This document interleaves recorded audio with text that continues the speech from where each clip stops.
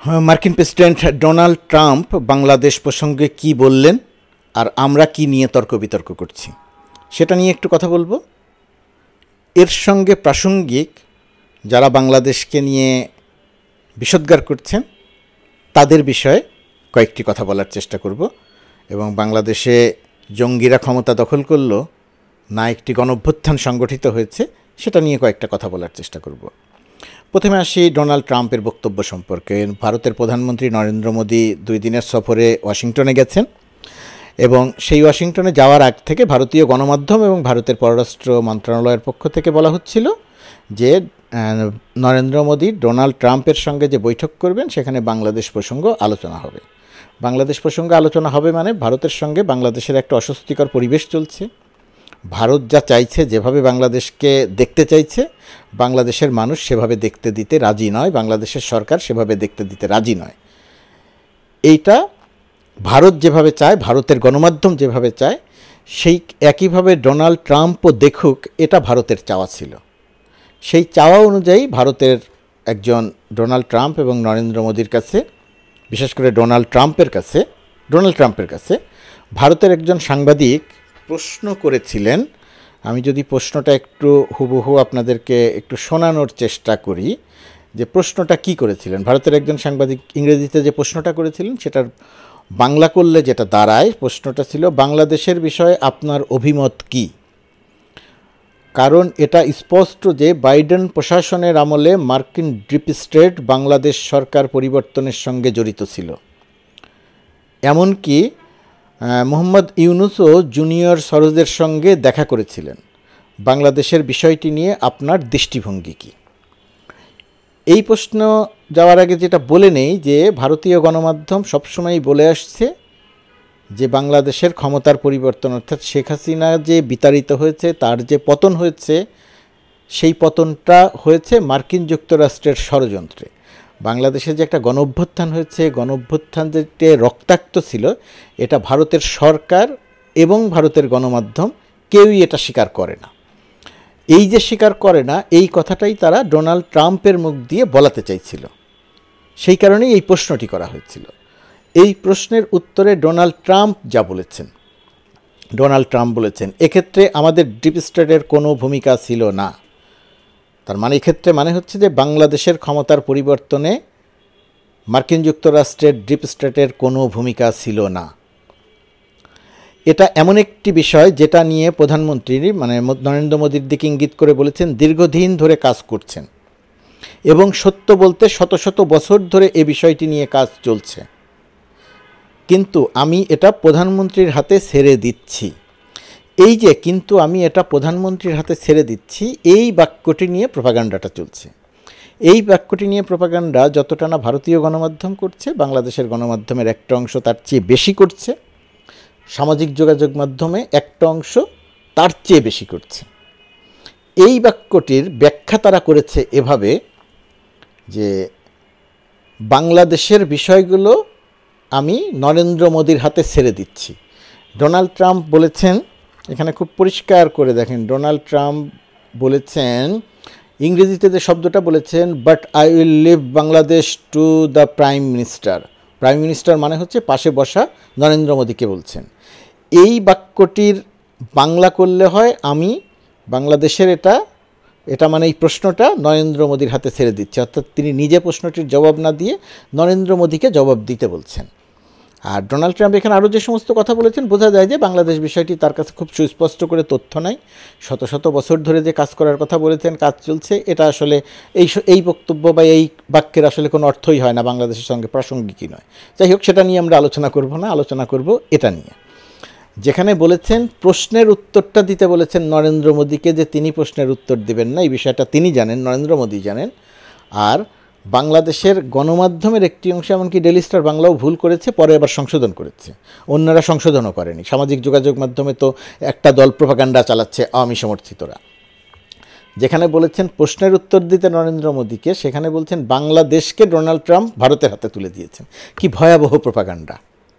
এবং এটা নিয়েই আমরা তর্ক বিতর্ক করছি। ওই যে বললাম, এই প্রোপাগান্ডাটার কারণটা কি? এই প্রোপাগান্ডাটার কারণ ভারতীয় গণমাধ্যম দেখাতে চায় যে বাংলাদেশে একটা ষড়যন্ত্রের মধ্য দিয়ে ক্ষমতার পরিবর্তন হয়েছে এবং ভারত বাংলাদেশের বিষয়ে সিদ্ধান্ত নেবে মার্কিন যুক্তরাষ্ট্র সহ যে কোনো বিষয়ে।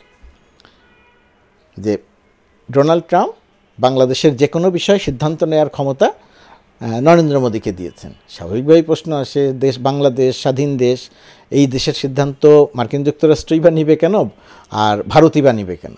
একটি বিষয় আছে যে বড় দেশের অনেক কথা থাকে, মার্কিন যুক্তরাষ্ট্র সারা পৃথিবী চালায়, তাদের কিছু বক্তব্য থাকে, ওই জায়গা থেকেই নরেন্দ্র মোদী বা ভারত বাংলাদেশের এই বিষয়গুলো সামনে এনে বাংলাদেশকে এক ধরনের চাপে ফেলা বা বিপদে ফেলার একটা চেষ্টা করছে।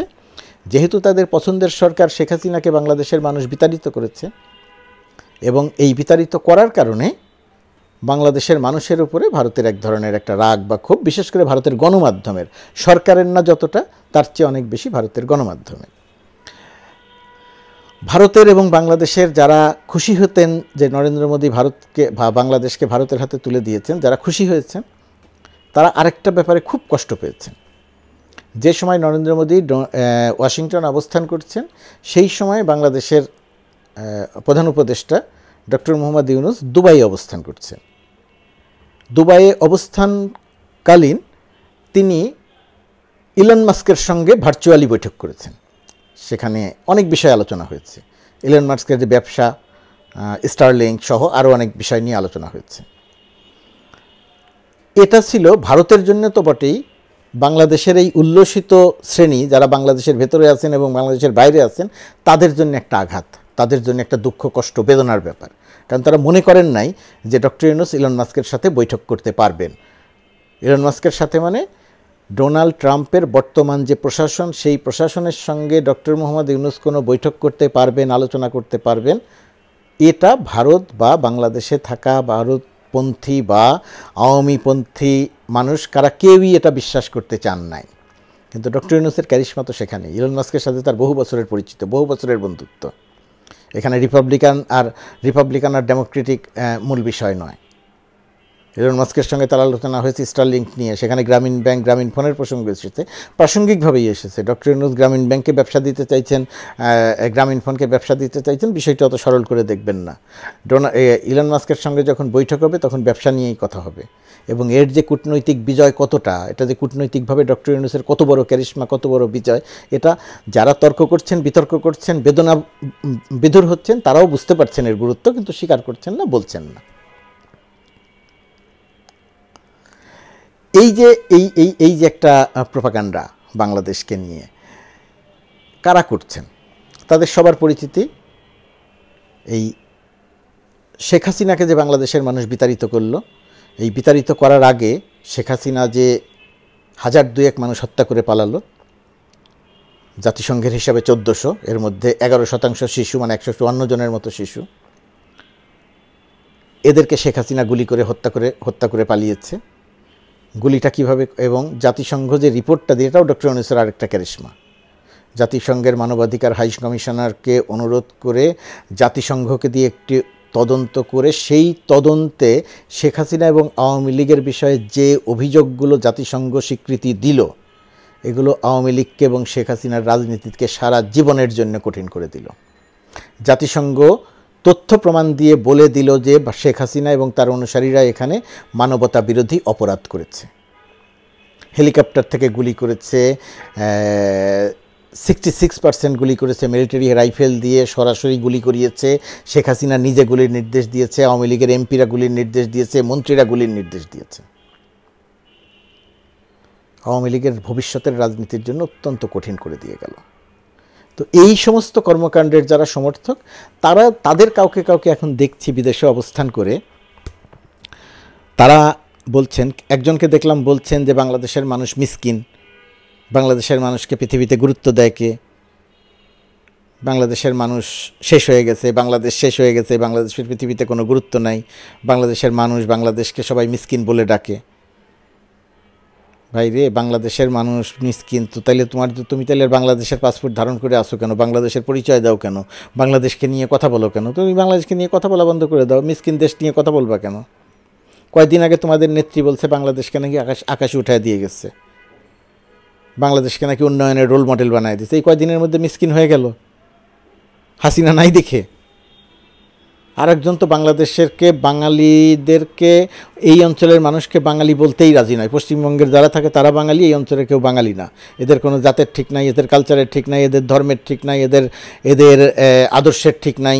বাংলাদেশের মানুষ তারা নাকি যে পাতে খায় সেই পাতে যে সব শব্দ বলে, এগুলো বলতেও চাই না। তো বাংলাদেশের মানুষ এত খারাপ, বাংলাদেশের মানুষ এত খারাপ, তো সেই বাংলাদেশের মানুষ নিয়ে তুমি চিন্তিত কেন? তুমি বাংলাদেশের পরিচয় দিচ্ছ কেন? তুমি বাংলাদেশ থেকে একদম পরিচয় না দিলেই হয় এত খারাপ দেশ নিয়ে। নরেন্দ্র মোদী ডোনাল্ড ট্রাম্পকে দিয়ে বাংলাদেশের বিরুদ্ধে বাংলাদেশকে জব্দ করার কথা বলাই নাই, কিন্তু জোর করে তুমি বলছো বলিয়েছে, সেটা নিয়ে তুমি উল্লসিত হচ্ছ। তো তুমি তো বাংলাদেশ নিয়ে কথা বলার অধিকারই থাকার কথা না। যদি আমি সেভাবে বলতে চাই না, দেশের নাগরিক যারা তাদের সবার অধিকার আছে। যাই হোক, এগুলো নিয়ে আরও অনেক কথা বলা যায়, কিন্তু মূল কথা যেটা, ডোনাল্ড ট্রাম্পকে দিয়ে ভারতীয় গণমাধ্যম এবং আমাদের এক আওয়ামী সমর্থকরা যে কথা বলাতে চেয়েছিল, ভারতীয় গণমাধ্যম যে প্রোপাগান্ডাটা চালাচ্ছিল, সেই প্রোপাগান্ডাটাকে জাস্টিফাই করার জন্য ডোনাল্ড ট্রাম্পের মুখ দিয়ে তারা এরকম একটা কথা বের করার চেষ্টা করছিল। সেটা তারা পারে নাই, প্রথম অবস্থাতে ব্যর্থ হয়েছে। কিন্তু একটি বিষয় আমাদের মনে রাখতে হবে, ভারত বড় দেশ, মার্কিন যুক্তরাষ্ট্রের সঙ্গে ভারতের বিশাল ব্যবসা বাণিজ্য স্বার্থ আছে। চীনের বিপরীতে মার্কিন যুক্তরাষ্ট্র ভারতকে সবসময় সঙ্গে রাখতে চাইবে। সেই বিবেচনায় ভারত সবসময়ই বাংলাদেশের উপর একটা চাপ দিয়ে যাওয়ার চেষ্টা করবে, এবং কখনো কখনো যে একেবারে পারবে না তা নয়, সেগুলোকে মোকাবেলা করে যেতে হবে। আর ভারতের জন্য বা যে কারোর জন্য একটি বিপদের কারণ হয়েছে তত্ত্বাবধায়ক সরকারের প্রধান এখন ডক্টর মোহাম্মদ ইউনূস। ডক্টর মোহাম্মদ ইউনূস যতদিন আছেন, মার্কিন যুক্তরাষ্ট্রকে দিয়ে খুব বড় চাপ দেয়ানো যাবে মনে হয় না। ডক্টর ইউনূস থাকাকালীনই ইলন মাস্ক বাংলাদেশে সফরে আসবেন, আমার ধারণা নিশ্চিত করেই আসবেন। ইলন মাস্ককে সবাই জানেন, ডোনাল্ড ট্রাম্প প্রশাসনের অন্যতম ক্ষমতাশালী ব্যক্তি। কয়েকদিন আগে টাইম ম্যাগাজিন কাভার স্টোরি করেছে, প্রেসিডেন্টের চেয়ারে বসিয়েছে ইলন মাস্ককে। কেন বসিয়েছে? কারণ পৃথিবীর মানুষ এখন মনে করে ডোনাল্ড ট্রাম্পের সরকার পরিচালনা করছে ইলন মাস্ক। ডোনাল্ড ট্রাম্পকে পরিচালনা করছেন ইলন মাস্ক, পৃথিবীর সবচেয়ে শীর্ষ ধনী। ডোনাল্ড ট্রাম্পের সঙ্গে তার অত্যন্ত হৃদ্যতাপূর্ণ সম্পর্ক, বিশাল ক্ষমতাবান। সেই মানুষটির সাথে ডক্টর ইউনূসের বহু বছরের সম্পর্ক, তারই একটি প্রমাণ পাওয়া গেল ভার্চুয়াল মিটিংয়ে। সশরীরে বাংলাদেশ সফরে আসবেন। ডোনাল্ড ট্রাম্পের রিপাবলিকান প্রশাসনের সঙ্গেও ডক্টর ইউনূসের একটা ভালো সম্পর্ক এমনিও আছে, ডেমোক্রেটদের মতো নাই কিন্তু আছে। সেখানে তার বহু বন্ধু আছে, সেখানে আরও হৃদ্যতাপূর্ণ সম্পর্ক তৈরি হবে। চাইলেই বাংলাদেশকে চাপ দেওয়া যাবে না। কখনো কখনো হয়তো বিব্রত করা যেতেও পারে, ভারত হয়তো সেটা পারবে। তবে আপনারা যারা উল্লসিত হচ্ছেন ভারতের পক্ষ হয়ে, তাদের কোনো কারণ নেই, এই উল্লসিত হওয়ার কোনো কারণ নেই। ডক্টর ইউনূসের ছোটোখাটো ক্যারিশমা দেখেছেন, সামনে আরও কিছু দেখবেন। জাতিসংঘকে দিয়ে রিপোর্ট করানো আপনাদের রাজনীতিকে যে কী কঠিন করে দিয়ে গেল। আপনারা মানবতা বিরোধী অপরাধী, চিন্তা করে দেখেন। জাতিসংঘ বলছে আপনাদের বিচার হচ্ছে, আপনাদের সর্বোচ্চ শাস্তি হবে। জাতিসংঘ যদিও মৃত্যুদণ্ড দিতে চাইবে না, কিন্তু আপনাদের সর্বোচ্চ শাস্তি হবে। মৃত্যুদণ্ড না হলেও সর্বোচ্চ শাস্তি হবে, কত বছর করে জেল হবে। সুতরাং এত উল্লসিত না হয়ে বাস্তবতায় ফিরে আসেন। বাংলাদেশে যে আপনি গণহত্যা সংগঠিত করেছেন, সেই বিষয়গুলো একবার কল্পনা করেন, চিন্তা করেন। হেলিকপ্টার থেকে গুলি করিয়েছেন, র্যাবকে দিয়ে গুলি করিয়েছেন, সেনাবাহিনীকে দিয়ে গুলি করিয়েছেন, বিজেপিকে দিয়ে গুলি করিয়েছেন, ছাত্রলীগকে দিয়ে গুলি করিয়েছেন, যুবলীগকে দিয়ে গুলি করিয়েছেন, আওয়ামী লীগকে দিয়ে গুলি করিয়েছেন। মানবতা বিরোধী অপরাধ করেছেন। জাতিসংঘের রিপোর্টে তার পুঙ্খানুপুঙ্খ বর্ণনা আছে। গ্লোবাল রেফারেন্স হিসাবে এটা বারবার আলোচনায় আসবে। শেখ হাসিনার নামের সঙ্গে মানবতা বিরোধী অপরাধী হিসেবে শেখ হাসিনার নাম আলোচিত হবে।